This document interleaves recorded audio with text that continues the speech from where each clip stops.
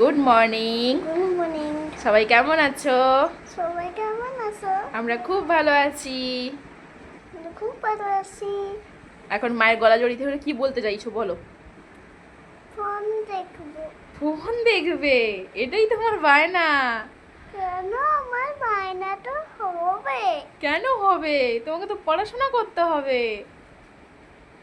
একটু ফোন দাও না। আজকে রবিবার, ওর স্কুল বন্ধ, তো ওই জন্য মায়ের গলা জড়িয়ে ধরে আবদার হচ্ছে, মা একটু ফোন দাও না। এখন প্রায় বাজে 11:30, ঘুম থেকে উঠে খাওয়া দাওয়া করে একটু পড়াশোনা করেছে। পড়াশোনার পরে আমি গেছিলাম স্নানে, তো তখন থেকেই বলছে মা আমাকে একটু ফোন দাও না, ফোন দাও না। তো আমি বললাম যে আমার হাতের কাজগুলো শেষ করি তারপরে তোমায় দেবো। তো হাতের সমস্ত কাজ শেষ করে এখন রান্না চাপিয়েছি।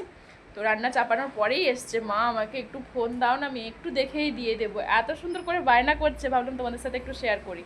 তো এইভাবেই ছোটো ছোটো ব্লগ তোমাদের সাথে শেয়ার করবো। টাটা।